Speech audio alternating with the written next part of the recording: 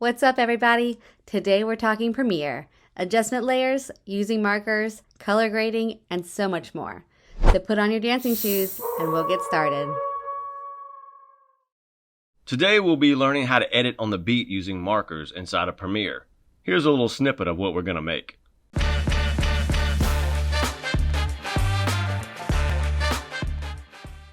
Alright, so let's get started. Our first step is we need to make a folder to house all of our media. So let's make a new folder on your desktop or in your Documents folder and call it Dance Beat. Inside of this folder, you want to download and place all of the assets that we need to complete this project. You can find the audio file and the dance video folder in the description below. All of our video clips for this project came from Pexels or Pixabay or VidEasy. And I encourage you to use these royalty-free sites for your projects as well. All of the videos that we're going to use today have been sized at 1920 by 1080 to fit perfectly for our project. With all that stuff out of the way, let's jump into Premiere. Alright, once you get Premiere open, the first thing you want to do is go up and start a new project. So I'm going to click on the New Project button in the upper left, and that's going to bring up our new project window. I'm going to call this project last name, first initial, underscore dance beat. The next thing I want to do is for the location, I want to hit my browse button and I want to navigate to our desktop to that dance beat folder that we created and put it in the same folder where we put our audio files and our video files we'll be using for this project.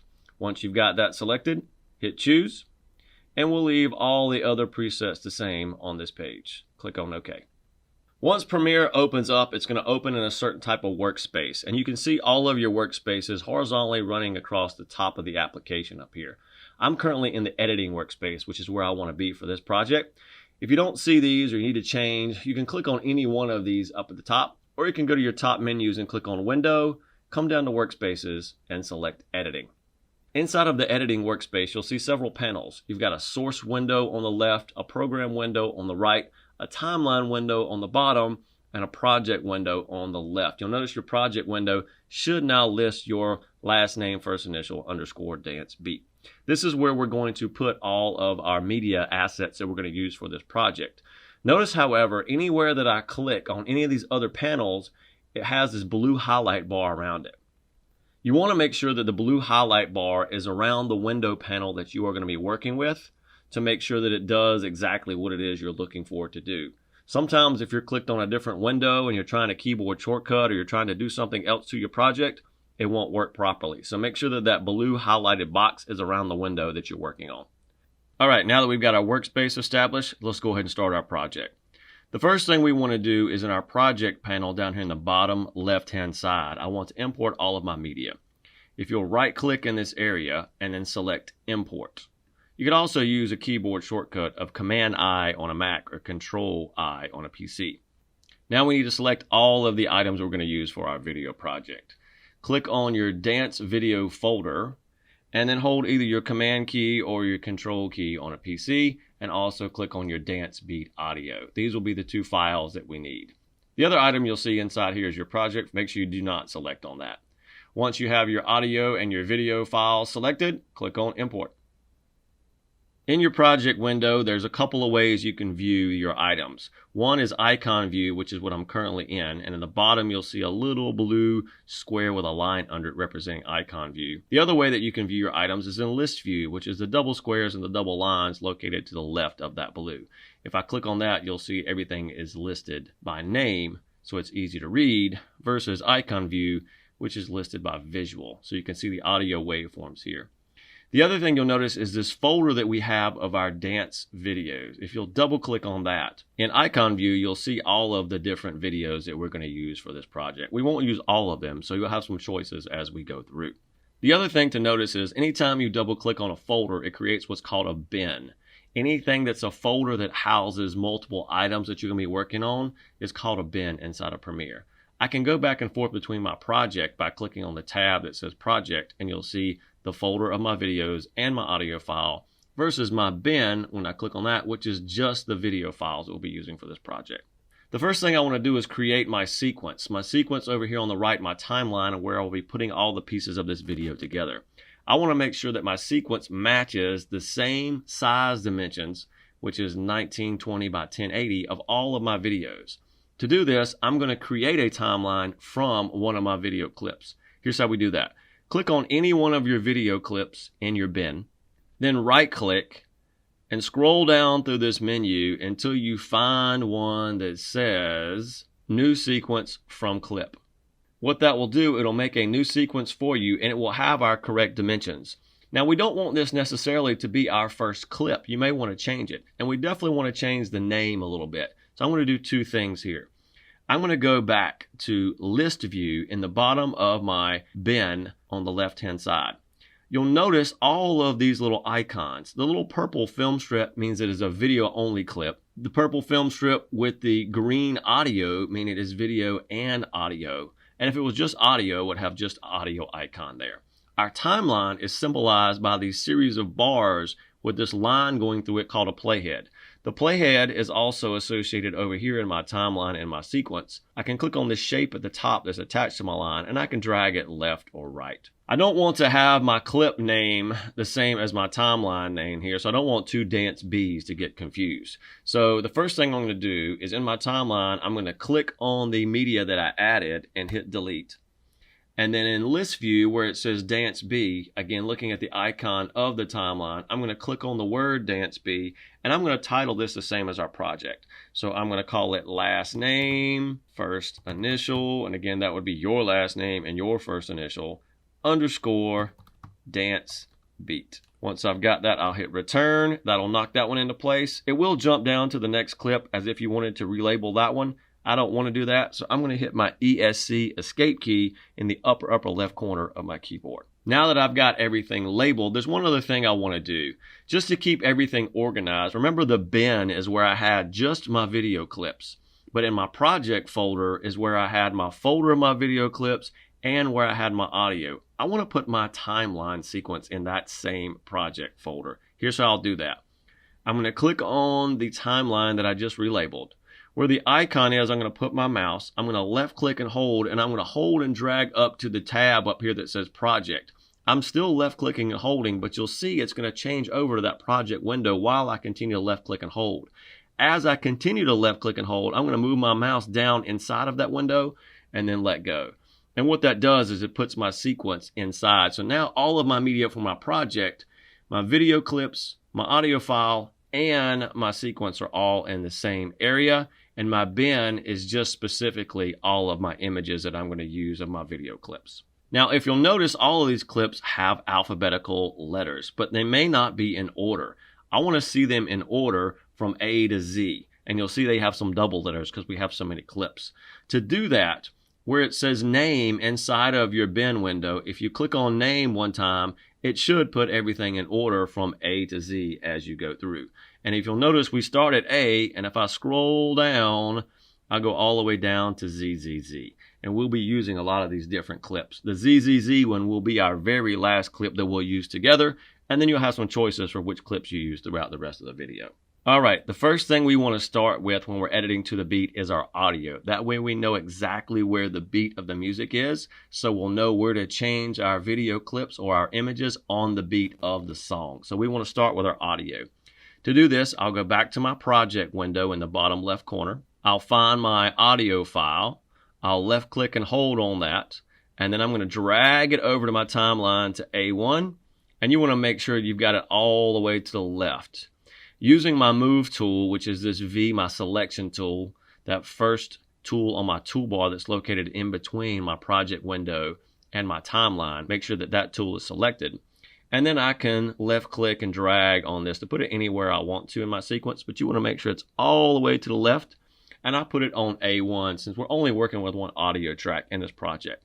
Because of this, I'm also going to click on the blue box for A2 to cut it off and the blue box for A3 because I've only got one audio track. Now we're going to use this entire audio file. There's no other edits I'm going to make to the audio file. So I'm going to lock it to make sure it snaps into place. Now, depending on your view of your monitor, you might have a smaller view of this audio file or a larger view of this audio file. If you want to zoom in to see your files a little bit better, hit your plus key, also your equals key on your keyboard along the top horizontally from left to right where your numbers are. It's located on the right-hand side.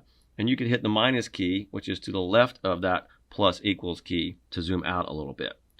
You can also hold down your Option key, which is Alt on a PC, and that plus key to zoom in vertically so you can see the waveforms of your audio files a little bit better. You can do this for both audio and video. I'm going to zoom in so I can see these waveforms a little bit better, both vertically and horizontally using my keyboard shortcuts, because we want to see where these waveforms rise and fall as we're trying to figure out where the beats of the song change. Let me play a little clip of the song for you so you can hear it.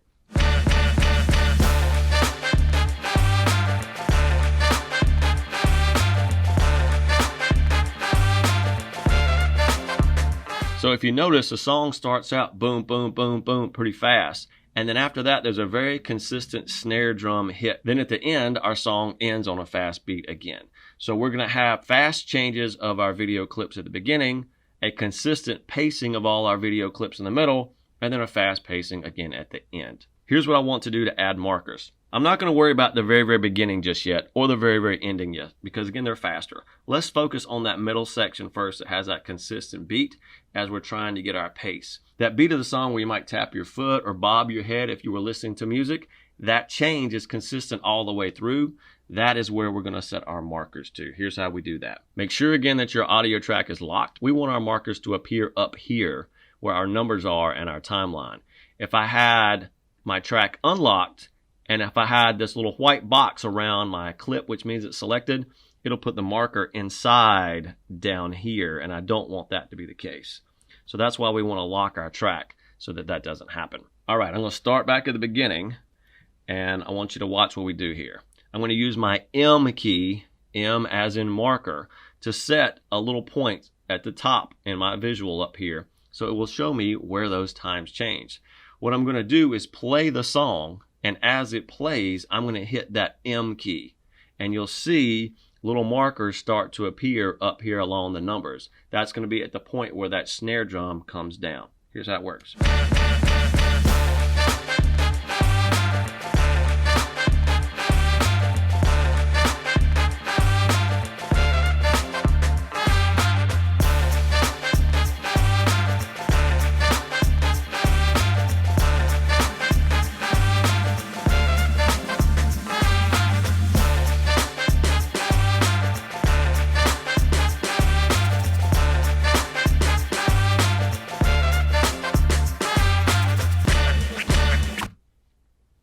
And then it gets faster there at the end, so we'll come back to that part at the end. So what you will see is all of these markers across the top of your timeline. You'll also see them appear in your program window. Your program window is matched to your sequence window. So as I drag my playhead, you'll also see it being moved up here in my program window. My source window on the left over here is associated with my project and my bin window. And as we add our video clips to take a peek at those, you'll see those appear on the left-hand side. Now, if you messed up and you need to redo any of these markers, it's easy to do. Here's how that works. You can select any marker by clicking on it in your timeline, then right-click, and you can either clear that selected marker to make that one marker go away, or you can clear all markers to make all of them go away and starting over. You can also move them a little bit. So as I listen to this, I can drag my playhead and do what's called scrubbing, so I can slowly hear the audio. I can also hit my space bar to play and my space bar to pause. So as I'm going through here, that little pop, I can tell that that's the snare drum beat. If your marker was a little bit off and you need to adjust it so it fits that beat, you can left click on it and you can drag it to the left or drag it to the right to get it to go exactly where you need it to be if you were off beat just a little bit. That should have all of your middle section done, and those markers that you see are where we're going to change each video clip in our middle section there. Now let's go back and look at our beginning section and our ending section. I'm going to go back to the front, and there's a couple ways I can do this. If you're on a full-size keyboard, you can find the Home key, H-O-M-E, Home key, and click to the front. If not, if you're on a laptop, you can use your function keys and your left arrows to get to the front of your timeline. You can also use a scroll bar down here at the bottom and drag, or you can use your hand tool, which is located on your toolbar. Keyboard shortcut is H, and I can click and I can move down in here visually what I see without moving my clips, without moving my playhead, just by moving around inside of my sequence. And then I could click to the front to get back there. Always make sure you go back to that selection tool, that move tool at the front. All right, I'm going to use my waveform to help me with these beginning clips up here. There's going to be 4 more markers that we're going to add. And if you look right here where this waveform kind of dips, that gives me a little bit of a visual of where I can put those beats at. Watch and listen real quick. Now listen as I scrub.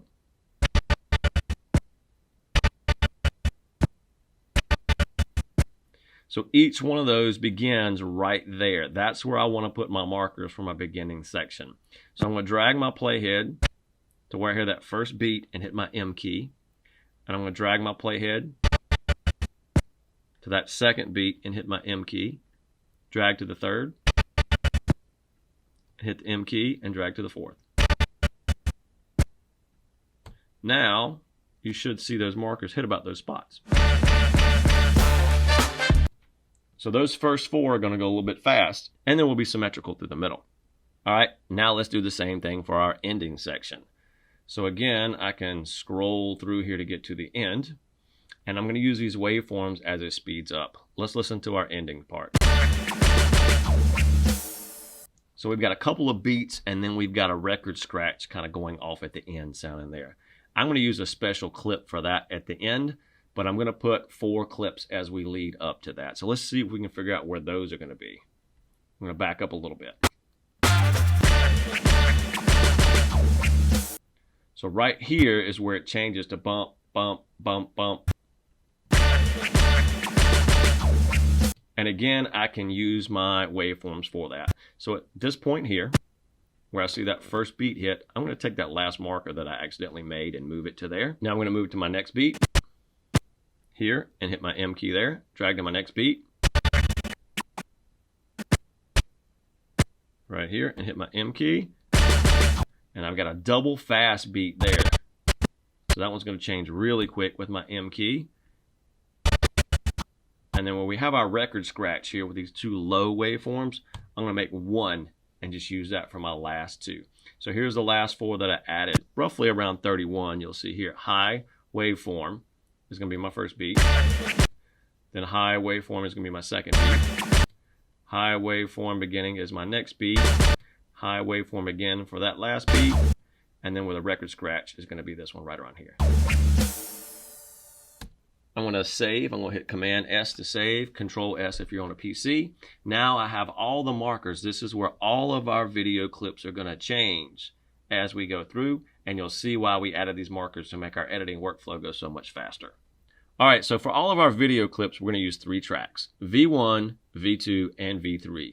So I want to click on the letter and the number V2, and I want to click on the letter and the number V3 in my sequence to activate all of those. Now I'm going to put just my very, very last clip on V3 to keep it separated. I'm going to put all of my middle section on V1 to keep them together. And I'm going to put my fast beats at the beginning, at the end at V2. And you'll see why we do this. Let's start with V3. I want to make sure I'm not messing with any of my other tracks down here. So I'm going to get used to locking these tracks when I'm not using them. I'm going to go ahead and lock V2 and lock V1 and only have V3 unlocked. I'm actually going to put my very last clip down here first, so I know I don't use that clip accidentally. And then I can make a choice with all the other clips I'm going to use. If you'll go back into your bin of your video clips, and I'm going to change it back to icon view down at the bottom left corner so I can visually see everything. And then I'm going to scroll down to the very, very end and find this ZZZ, 3 Z's, and double click on it. When I double click it, it's going to show up in my source window. There's a really cool part about this clip where the sneaker comes forward towards the screen that I think will work really well with our record scratch at the end. So I want to use this for my very last clip. Again, I have a playhead that I can scroll through here and I can see what this video clip looks like. I can also, again, see that the blue window is around my source panel over here. I can hit my space bar to play and my space bar to stop. And my space bar to stop so I can see what this video clip looks like. Right there is where that sneaker comes forward. I can drag it back to the left really slow so you can see. Right there, the sneaker comes full screen. That is where I want to end my video, on that swish sound of the record scratch where it comes popping full screen. So I want to put my playhead at that point right there by dragging this little pentagon shape. That is where I want to be my out point, the ending of this clip, because I don't need all of this extra part of the video clip that's there. So to set an out point where I want my clip to end, I'm going to hit my O key on my keyboard. You'll notice that it's going to now last from the very, very beginning of where the clip started all the way into the point where I had my playhead and I hit my O key. Once I have this selected, I can now drag this video clip to my timeline sequence, and it will only be this amount. There's a couple ways I can do that. I could take the clip down here at the bottom in my bin and drag it over just like I did my audio file, or I can drag it from my source window by clicking on that little film strip, and you'll see it's got a hand on it. Notice it says drag video only. There's no audio associated with this video clip. If it was, then this little waveform would be active as well. I could choose to independently drag video or audio from a clip at any point in time from my source window.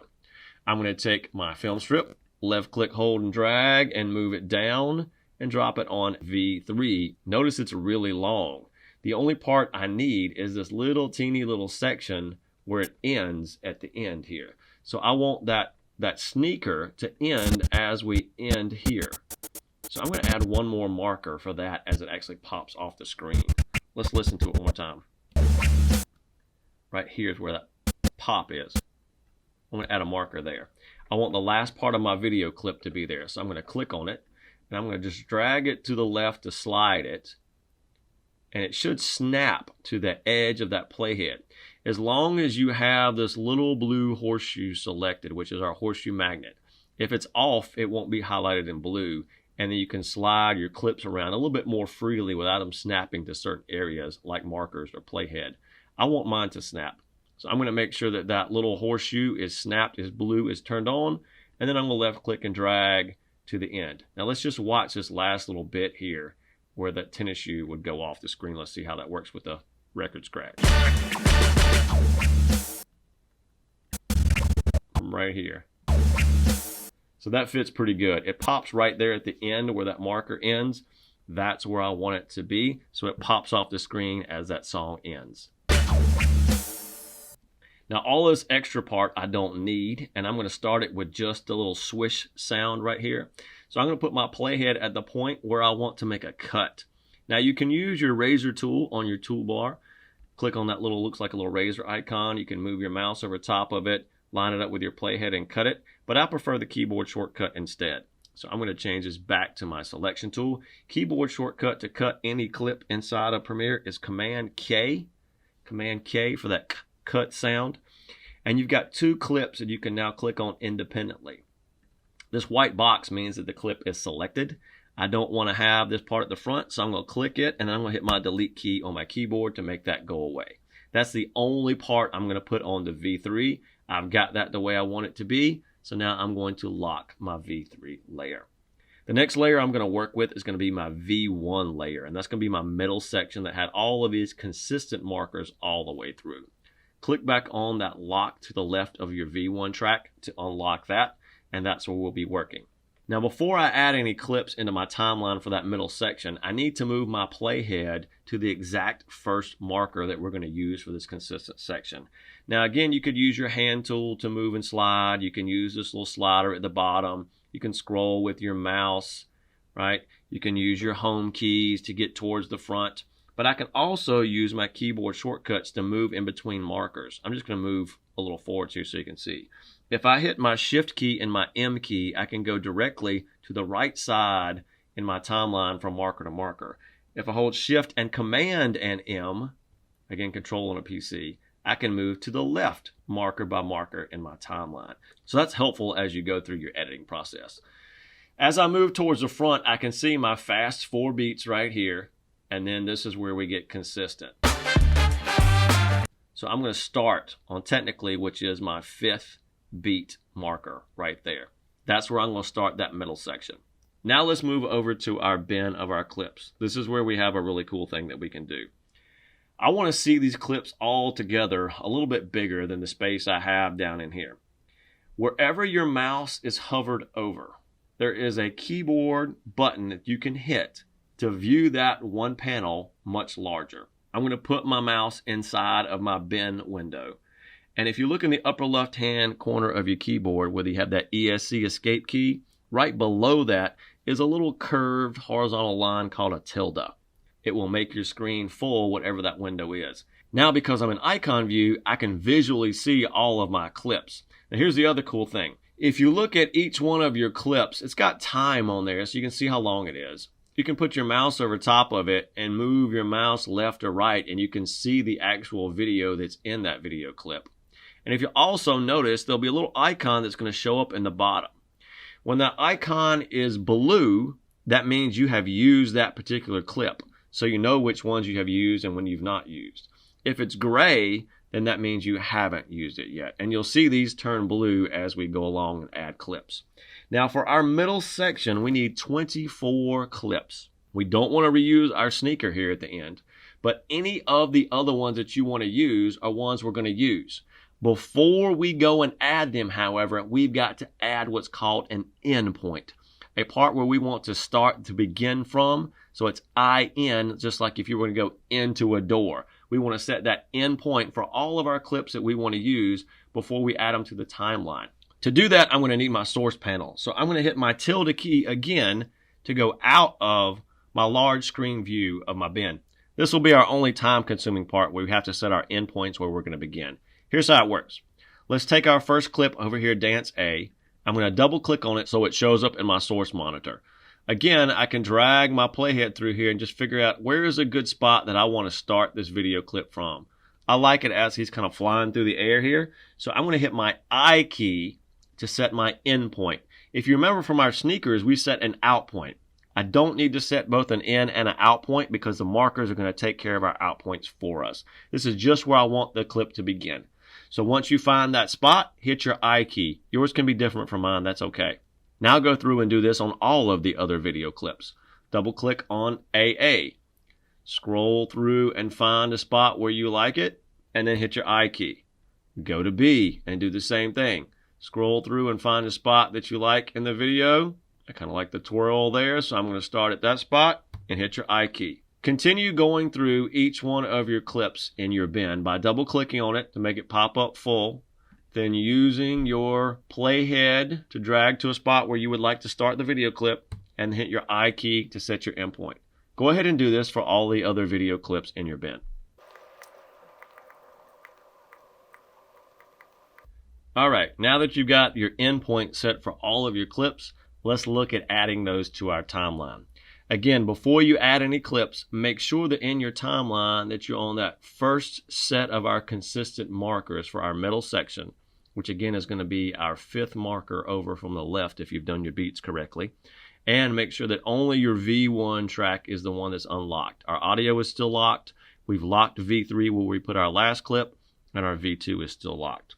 With that said, click in your bin window, hit your tilde key, and other than our ZZZ, select 24 of the clips that you've now set endpoints on. Any 24 of your choice. Here's how it works. Click the first one that you're going to use.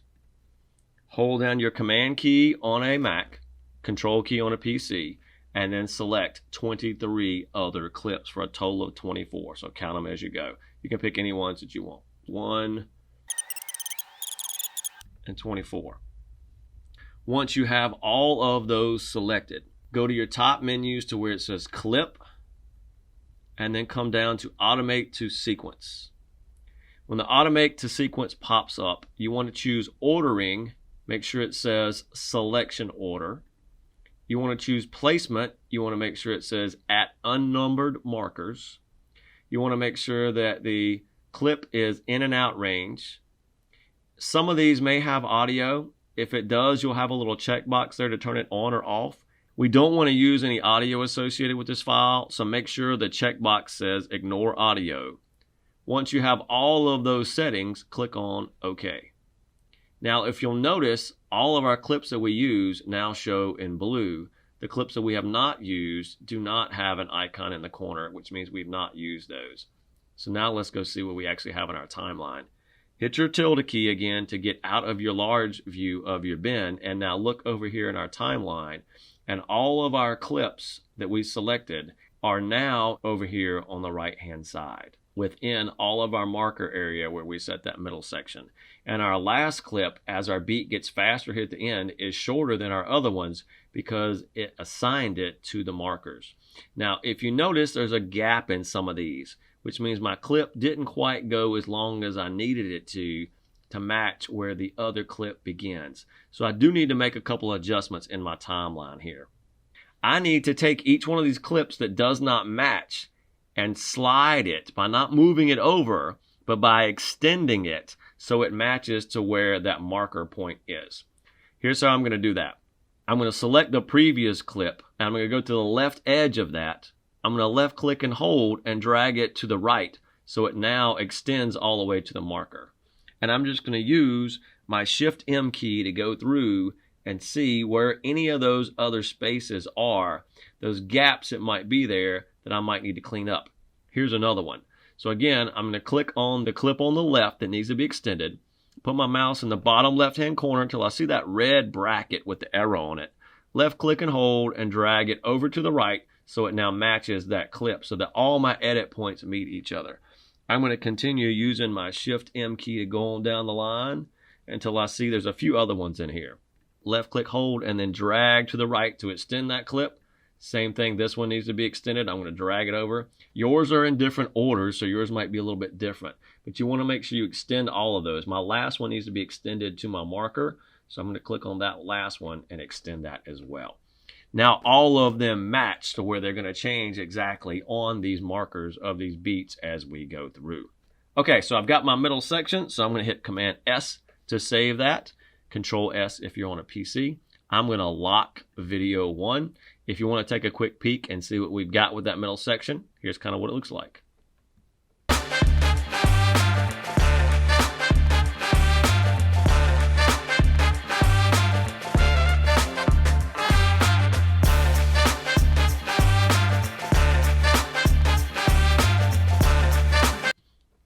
Now again, if you see any black flashes as you're going through here, that means you've got a gap of space between your clips. So make sure you go back and do what we just did to close that space to extend any of those clips that are not touching. Again, make sure it's the one on the left. You don't want to change the clip on the right because that would adjust where your beat or where your marker is where that clip changes. All right, let's go and work on our beginning section and our ending section. That is all going to take place on V2. So I'm now going to unlock V2 to do that beginning section and that ending section. Again, we're going to choose 4 clips that we're going to use that are different from our previous clips. So I want my first video clip to start where my music starts. So I'm going to click on my first marker, and I've got 4 images that I've got to select. I'm going to come back to my bin of my dance videos. Again, I'm going to hit my tilde key once my mouse has hovered over it so I can see it full screen. All of the clips that I chose from my middle section are still highlighted. I want to deselect those. So I should have some gray area down here below all of my dance clips. Left click in that gray area to deselect everything. And again, the little blue icon in the bottom corner means that you've used those clips. So you can see which ones you've used and which ones you haven't used. Let's go and get 4 clips for the beginning of our video. And again, I'm going to hold Command as I go through these. So that's 1, 2, 3, and 4. All right, now with those 4 clips selected, I'm going to repeat my process. I'm going to go up top to Clip, come down to Automate to Sequence. The settings should be left from what you did last time, but always double check. The ordering should be the selection order, placement at unnumbered markers. Method will be overwrite edit. Use in and out range. We don't have any audio for these particular clips. You may for yours, but make sure that box is checked if you do. Then click on OK. Now let's go back with our tilde key, and you can see it added our first 4 clips again on our markers. It did not overwrite or mess up any of our other tracks because we have those locked. And then let's just see what we have for our beginning piece here. Now we've got our first section done. I'm going to Command S to save. Control S on a PC. We're going to go do the same thing for our clips at the end. So I'm going to slide down to the end here.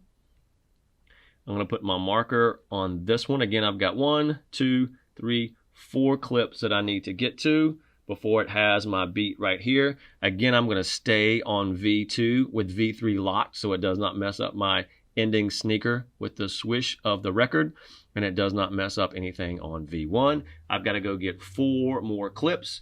Again, you need to make sure that you are on the marker that begins that fast section at the end. If I'm on any one of those other markers, that's where it's going to begin the clips. So make sure you're on the marker after the end of our last middle section, which is going to be this fast ending section. So that's where I'm going to set my marker. Go back over into my dance bin, hit my tilde key. Again, my previous clips are selected. Click in the gray to deselect, and I've got to get 4 clips to end with. So I'm going to go get 4 clips. So I'm going to click on 1, 2, 3, and 4. Once I've got those selected, I'll repeat the process again. Clip, automate the sequence, check to make sure all my settings are correct, hit OK, hit my tilde key to go back out, and you'll see that our last clips have been added. Again, I've got a little gap here, so I'm going to go to where that marker is, and I'm going to extend the one that needs to be extended. If you'll notice that it accidentally did take the audio of this clip that I didn't want it. It did put it on a different audio track, so it did not mess up my audio on A1. I'm just going to lock V2 real quick. Click on that clip that I don't need for the audio down there. Hit my delete key on my keyboard and make it go away. All right, so now we've got all of our ending clips in here. We've got them extended. Let's see what that part looks like. I like it. We got everything on beat now. Now let's do a couple other things to enhance our video a little bit. The first thing we want to do is make sure that all of our video clips go to the full edge of the screen. What I mean is all of it should extend to the very, very outside of my box that I see in my program window. Not all of these clips do, especially if you chose to use the clip in your bin, which is this one, where you can see it's got black bars on the left and the right. And some of these still have black bars on the top and the bottom. So we want to get rid of those with something called scale. What I'm going to do is go through each one of the clips I chose in my timeline window to check and see. So here's what we're going to do. I'm going to go all the way to the beginning of my timeline. Now the other thing is, right now I can only see the section that I'm zoomed in. Remember, plus or equals key is going to zoom me in. Minus key is going to zoom me out. If you look at your delete key on the right-hand side, the key right below that is a straight line with a slash below it. If you hit that key, you can see all of your timeline there together. I'm actually going to stay zoomed in to see this, but that's how you can see your entire timeline. I'm going to click in my timeline and see my first clip. It is full screen. It goes all the way to the top and the bottom. As I slide through and kind of look through each one of these, I just want to check. This one actually has black bars on the top and the bottom, so I want to adjust that one. First thing I've got to do is turn back on my V1 by unlocking it, since that's a track on V1. Click on the actual clip I need to adjust so that it's selected. And now in the upper left area where I've been looking at my source window, there's also a tab called Effect Controls. If you don't see this, you can go up top to Window and come down and find Effect Controls to turn it on. Make sure again that the clip is selected, which means you've got this white box around it, and you'll see something under here called Motion. It's got a little drop down arrow, and you'll see one called Scale. Right now it's at 100. I need to make it a little bit larger than 100 so it fills the screen. So I'm going to put my mouse over the numbers 100, and you'll see an arrow going to the left and the right. If I click and hold on that arrow, I'll be able to drag left and right. See, if I drag left, it makes it smaller. If I drag right, it makes it bigger. I want to extend that a little bit so that I don't have the black bars at the top and the bottom. Now, when I did that, you can see there's also a lot of space above their head. I'm going to adjust that spacing as well with position. And so in my effect controls, the first number is your x-axis, which runs your movement left and right. And the second number is your y-axis for up and down. I want to adjust the height up and down. So again, I'm going to put my mouse over the number, and you'll see a finger pointing up with a left and right arrow. Left click and hold and drag to the right, and you'll see it moves down. Drag to the left, and you'll see it moves up. So I'm going to move it up a little bit. Now, I brought back some black bar when I did that, so I'm going to go back to my scale, and I'm going to scale it up a little bit more. And now I've kind of cut the lady on the left off a little bit, so now I'm going to go to my X, which is my left and right, and I'm going to move them over a little bit, just so that fits a little bit better in my window there in terms of what I have. That looks good for changing my scale and changing my position for that clip. Now I'm going to move on and check the next one. There's another one that's got some black bars on the top and the bottom. Again, the steps are the same.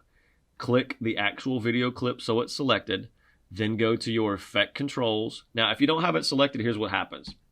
You'll see if I click off in the gray, it deselects the clip, just like I did when I was selecting clips in my dance bin. It's not highlighted. It doesn't have that white box around it. Nothing shows up in my effect controls panel on the left. You got to make sure that that clip is actually selected. Then you can go to your scale and make your adjustment to zoom it in. All right, I'm just going to continue down the timeline. You guys do the same. Make sure you go through all of your clips and adjust so that you don't have any black bars on any of your clips and so that they fill the entire screen. All right, once you've been through and scaled all of your video clips so they fill the entire screen, we can save everything again. And I'm going to go back and lock V2 and V1. And I'm going to peek through and just kind of see how everything looks a little bit at the beginning.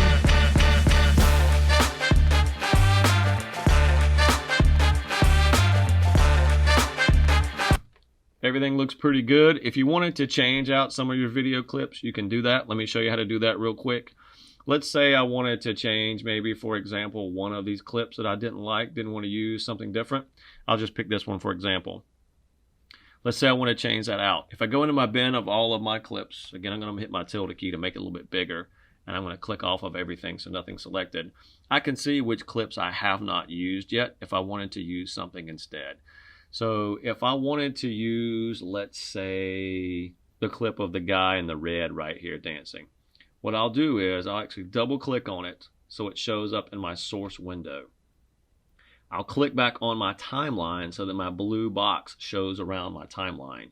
I'm going to click to select the clip that I want to replace, and then I'm going to go up to Clip, Replace with Clip from Source Monitor. And what it'll do is it'll pop that clip in there and it will replace it. So now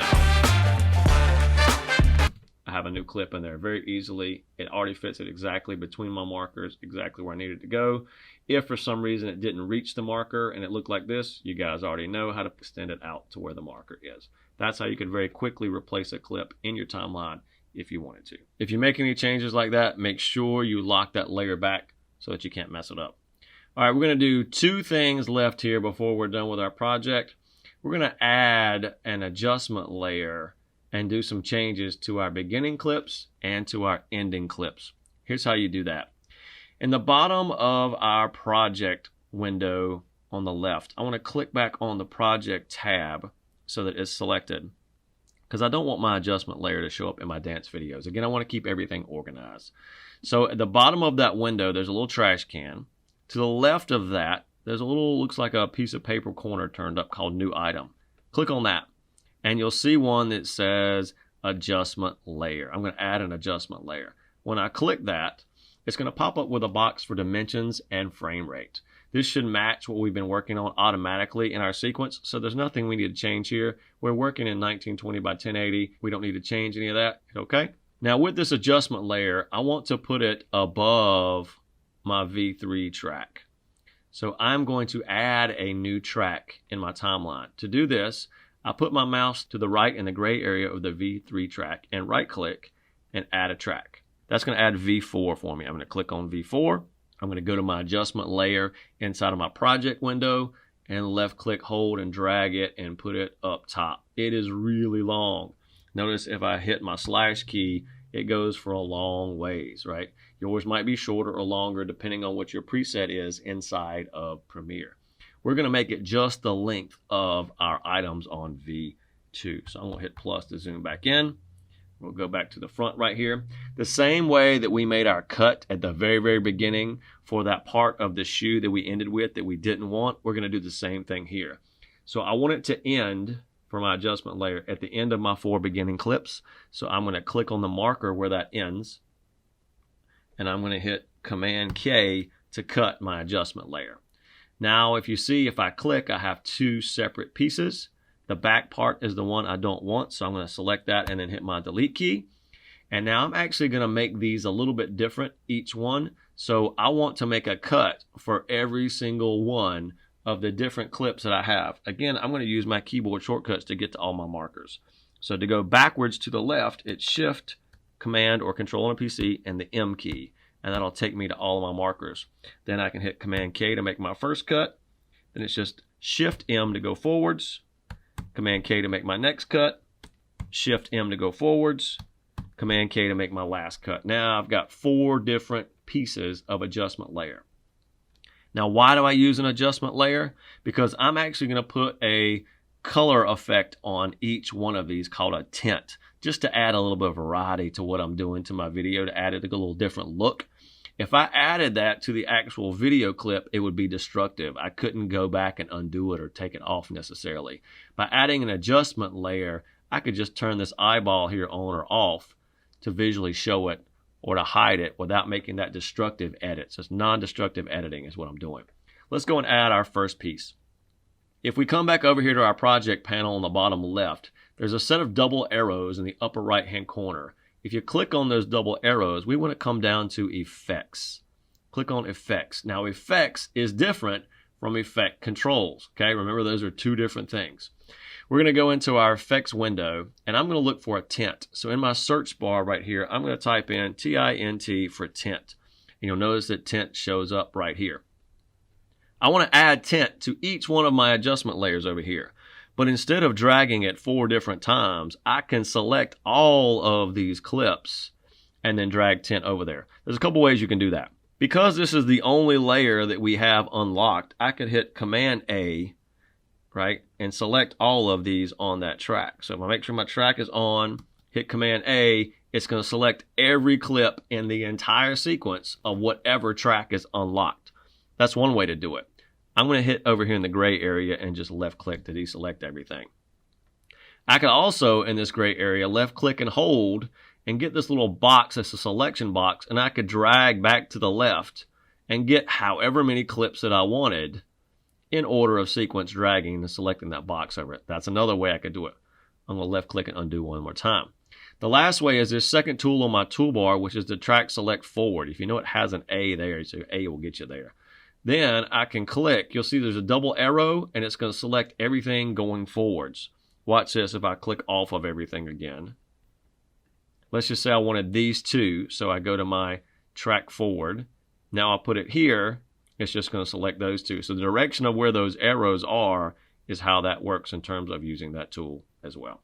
I do want all of these, so I'm going to select all of them. I'm going to go back to my selection tool, so I stay on that most of the time.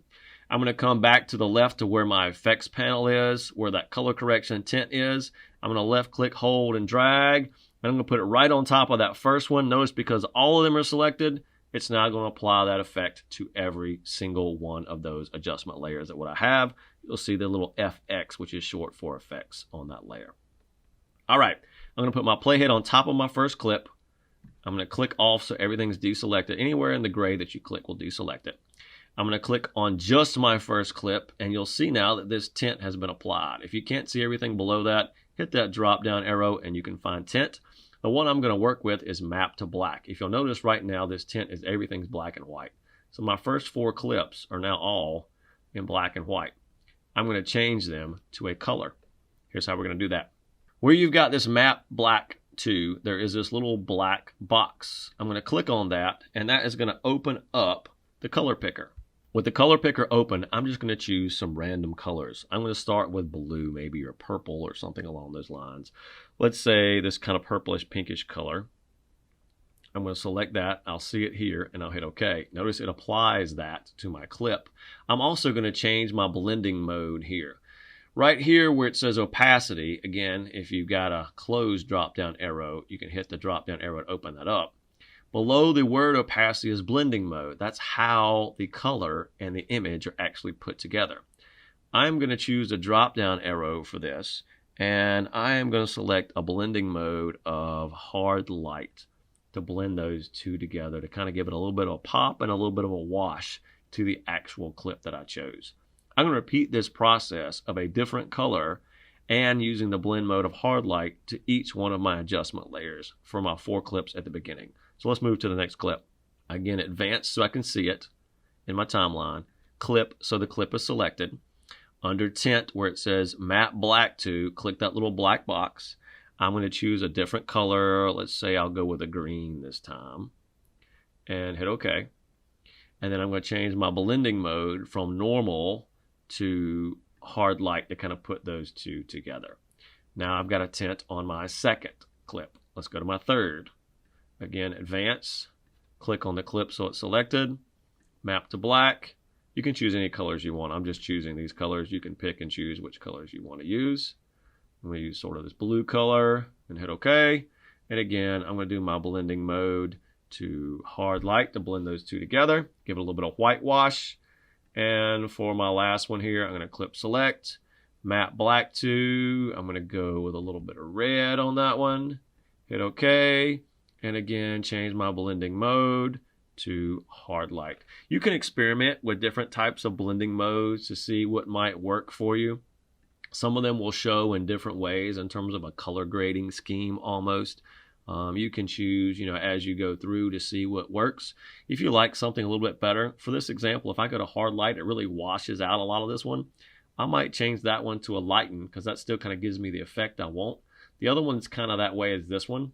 This got a little bit dark on her face, so I might go back and change that one from hard light to lighten as well, just so I can see the features a little bit different. You can change those as you go through to give you a different look, but here's kind of what we end up with. It just gives us a little bit of a different look and feel, playing around with a couple of different tools and effects and blending modes inside of our timeline. Once you've got that, let's save that so that part's done. Now, I'm not done with my adjustment layers because I'm going to do something else at the end. Let's go to the end and I'll show you why.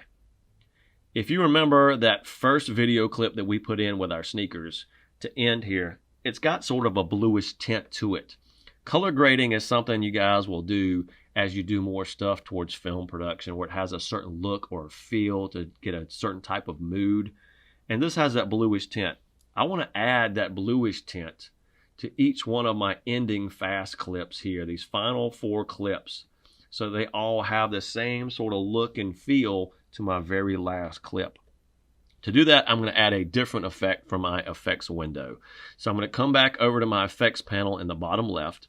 I'm going to hit my X to get rid of tint. And I want this to look, this is almost like a nighttime color over here. This blue is like a nighttime scene. So I want to use a nighttime color to change all these that look like daylight into night. Here's what I'm going to do. In my effects window, go to your search bar, type in SL space blue space day and the number 4. That's going to take us to our Lumetri color presets. So a lot of times, again, a LUT or a lookup table will be used to color grade to add a certain mood or a look or feeling to the video that you're doing. We're going to make all of these this day for night look. And the one I want to find is the universal one. If you notice, there's lots of these in parentheses down here. I'm going to go down to find the one under universal. It is this SL blue day for night. And it gives me a little preview of what it looks like in the nighttime color. I'm going to add that to all of those. Now, before I add that, I want to do the same thing that I did to our beginning 4 clips. I don't want to put it on my original clips and destructive edit it. I want to use my adjustment layer. I can use the same adjustment layer that I used in the beginning. Here's where we go. This little double arrow that allowed us to get to our effects down in our panel on the left, I can click that double arrow again and navigate back to my project. Once I'm back in my project, I can click on my adjustment layer and I can drag it up to where my timeline is on V4. And again, I'm going to cut these up. I don't want the back half of this, so I put my playhead at the marker of where I want it to end. And then I'm going to Command K to cut. Click on the part that I don't want to select it and hit delete. Now, I don't need to break these up this time because I want to use that same color of day to night LUT on all of these. Again, LUT is short for lookup table. It's the color grading that you're adding to your video clips. I'm going to use that the same on all of these, so I don't need to cut this one up like I did the last one. I'm going to go back to my project panel on the left, click back on my double arrows, go back to my effects. Again, this universal day for night SL blue day for night universal. I'm going to left click, hold, and drag and drop that on my adjustment layer. Now let's go through and look. Darker night look for my first clip, darker night look for my second one, darker night look, right? And again, to see the difference, this little eyeball will toggle on my visibility.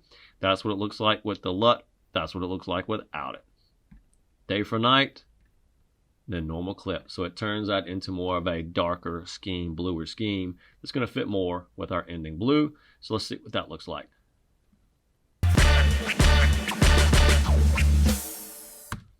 I like it. And that is how you use markers to edit on the beat.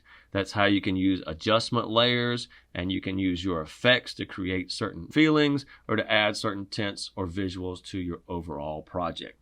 Last thing we need to do is export this thing so we can have a finished product to look at. Make sure again that your blue box is around your timeline, and then you'll go up to your top menus to File, come down to Export and Media. When your export settings pop up, there's a few things in here we want to do. For our format, we want to make sure that we choose H.264. For our preset, we want match source high bit rate. You could also do medium bit rate if you're looking for a smaller file size. We're going to stick with high bit rate. Our output name is super important. This should be the name that we gave it originally, and you'll see that it's an MP4 now, which is a type of H.264 file. We want to make sure this is saved in the right place, however, though. So this blue word that you see, you can left click on it and it will open up a pop-up window.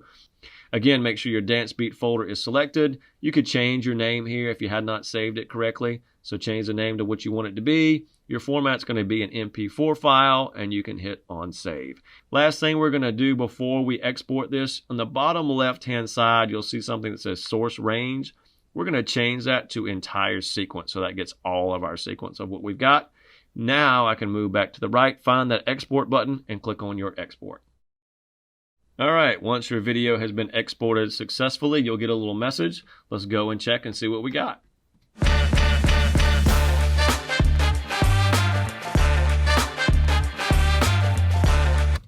All right, so it looks like our video turned out well, and that's how you use markers and adjustment layers in Premiere to edit on the beat.